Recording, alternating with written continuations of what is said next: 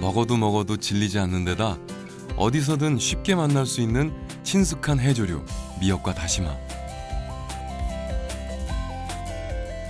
녀석들은 암갈색을 띠는 갈조류로 우리나라 전 연안에 서식하는데요. 대형갈조에 속하는 것이 다시마하고 미역이 되겠습니다. 그러니까 대부분 자라는 환경은 이 투명도가 아주 좋은 맑은 물에서 20m 정도 깊이에서 잘 자라고 있습니다. 다시마는 삼국시대부터 우리 민족이 즐겨 먹었던 해조류인데요. 일반 식재료뿐만 아니라 곤포라는 이름의 한약재로도 사용돼 왔습니다. 자선어보에선 미역을 해대라고 적고 있는데요. 미역의 특성부터 효능까지 자세히 설명하고 있습니다.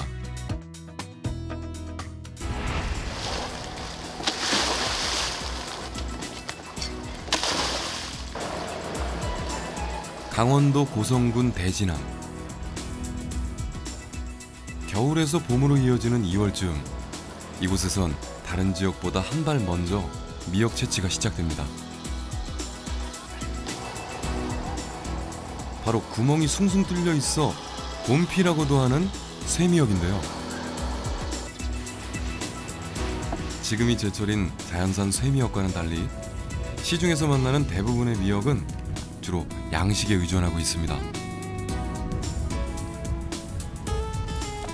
우리나라 미역 자체는 우리나라 전 연안에 서식이 가능합니다. 서식이 가능한데 주로 양식이 이루어지는 지역은 우리나라로 보면 동해 남부 부분하고 남해 서부 지역 쪽에서 주로 이루어지고 있고요. 우리 전남으로 보면 완도 고흥 쪽이 그 미역 주산지고,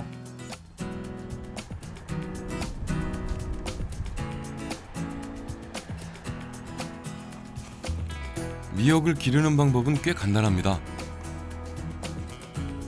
어린 미역의 포 자체를 잘라 양식줄에 일정한 간격으로 붙인 다음 바다에서 약 3개월 정도 키우는데요. 바다의 건강한 영양분을 그대로 흡수하며 자라니 자연산과 다를 게 없는 거죠. 가을에 11월 중순부터 초부터 해가지고 12월 말까지 막습니다. 막아가지고 한 80일에서 100일 정도 키워서 그때부터 작업하죠. 물살이 거친 연안이나 파도가 많은 지역에서 잘 자라는 미역. 여기에 미역의 먹이인 물속 유기물이 풍부하게 활동해야 미역 맛이 더욱 좋다는데요. 하지만 미역이 자라는데 가장 중요한 건 너무 높지도 낮지도 않은 알맞은 수온이라고 합니다. 이제 저기 수온이죠, 수온. 수온이 차면은 이제 성장이 더디고, 수온이 약간 올라가면 약간 봄에 지금 이제 2월 달 그때 이제 많이 커요. 지금 현재는 이제 그 숙성기가 안 커요. 수온이 차니까. 그랬다가 이제 2월 이제 지금 이때부터 이제 크기 시작하죠. 태고의 생명이 살아 숨쉬는 독거도. 7월부터 8월까지 독거도 앞바다는 풍성한 자연산 미역을 내어줍니다. 한 속에 100만 원을 호가하는 독거도 미역이 탄생하기까진 수많은 정성이 필요한데요. 특히 미역 포자가 잘 붙을 수 있도록 해마다 갯바위를 깨끗이 닦아줘야 합니다. 미역 포자가 붙을 수 있는 자리를 만들어주기 위해서 갯닦기를 하는데, 갯닦기 할 때는 주로 끌이라든지 소리라든지 새솔 같은 걸로 바위 표면을 물이 써가지고 선지역에 바위 표면을 긁어서 다른 따개비라든지 홍합 종류, 그 다음에 기타 해조류들을 제거해서 부착 면적을 넓히기 위해서 주로 실시를 하고 있습니다. 넉넉하고 풍요로운 바다와 사람의 손이 함께 만들어낸 미역.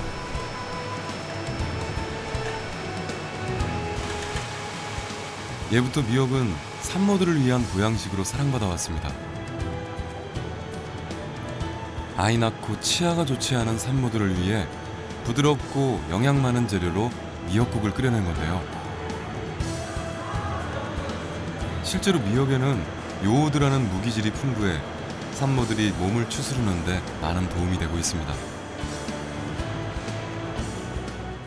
예전부터 미역이 쉽게 이제 저희 그 식품 자원으로서 사용될 수 있었는데 이제 그 지상에 있는 어떤 채소나 이런 것보다는 훨씬 더 무기질에 풍부하고 그리고 무기질이 골고루 들어있다라는 것이 특징이라서 이제 우리 조상들이 아주 굉장히 지혜롭게 여러 가지 영양소를 골고루 섭취할 수 있는 산후의 몸보신을 할 수 있는 아주 중요한 역할하는 그런 성분을 많이 가지고 있었기 때문에 그 미역을 먹지 않았나라고 생각을 하고 있고요.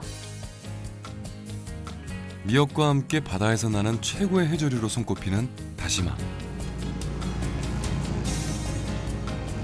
본래 다시마는 강원도 원산 이북에서만 자생했지만 70년대 초 양식 기술이 개발되면서 남쪽까지 생산이 가능해졌는데요. 다시마에는 크게 참다시마, 게다시마, 그리고 애기 다시마 이런 종류가 우리나라에 알려지고 있는데 참다시마 같은 경우는 원래는 원산 이북에 자라는 종이었죠. 근데 이 양식 기술이 발달하면서 이게 이제 완도까지 이렇게 남쪽에까지 양식을 하기 시작을 한 것입니다.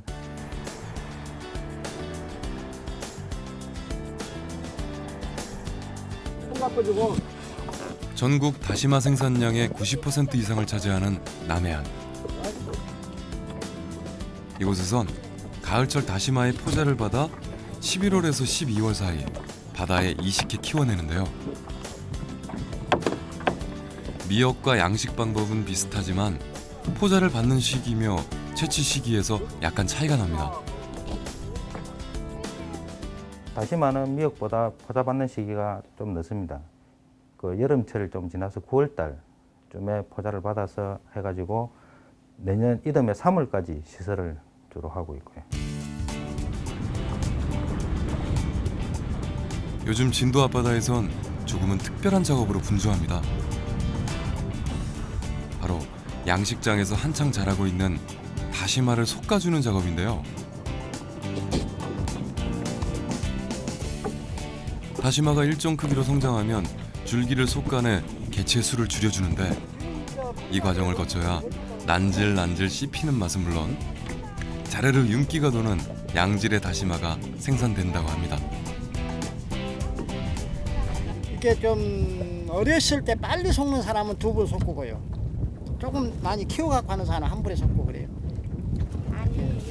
그 차이가 좀 있어요. 빨리 솎으면 어렸을 때 솎으면은 2번에 솎아야 되고 이렇게 뿌리를 잘 줄에다 주실 이런 단계에서는 1번에 해도 되고 그래요.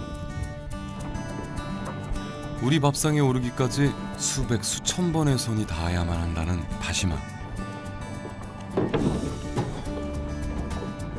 워낙 손이 많이 가는 작물이라 내년엔 다시는 안 한다고 하여 다시마라는 이름이 붙여졌다는 말이 전해지기도 하는데요. 이렇게 사람의 정성은 물론 깨끗한 바다와 적당한 수온이 만나야 건강한 다시마가 탄생한다고 합니다. 이게 날씨가 약간 이렇게 풀리면서 막 잘 자라요. 이 한겨울에 막 동해가 깊고 이러면 잘 안 크는데 이게 날씨가 약간 풀리면서 잘 커요 아주. 한겨울에는 안 커요 되게 잘. 해조류 중에서도 가장 많은 영양을 품고 있기로 유명한 다시마. 그래서인지 요즘엔 식용뿐만 아니라 으뜸 보양식으로 손꼽히는 전복의 먹이로도 많은 양이 사용되고 있습니다. 사실은 양식 방법은 크게 보면 한 방법입니다. 연성 소화식이라 해서 친성에다가 그 시주를 감든지 안 그러면 끼우든지 해서 키우는데 보통 식용으로 할 다시마는 단위 면적당 한 30에서 40개체 정도만 메타당 유지되면 되기 때문에 보통 끼우기식으로 많이 하고요. 그 다음에 전복 먹이로 할 때는 단위 면적당 생산량이 많아야 되니까 그 시줄 자체를 감기식으로 해서 양식을 많이 하고 있습니다. 최근엔 아주 특별한 다시마를 위한 연구가 진행 중입니다.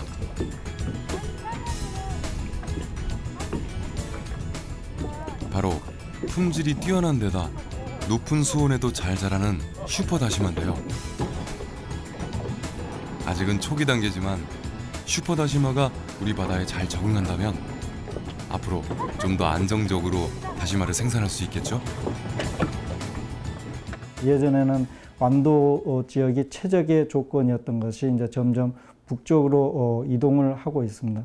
그 중요한 요인 중에 하나가 온도 변화입니다. 수온의 변화.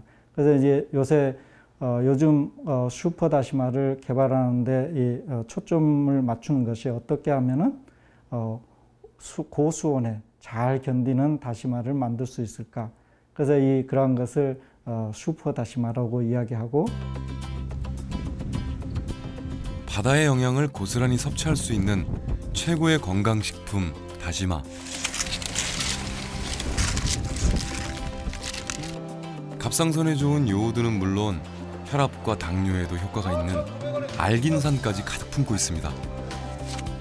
뭐 기본적으로 이제 엽록소라든지 이런 색소체를 가지고 있고, 그 다음에는 이제 단백질이라든지, 그러니까 지방 함량이 거의 없고요. 단백질이나 비타민이나 무기질은 다른 어떤 지상에 있는 식물체보다 많이 가지고 있다는 것이 특징입니다.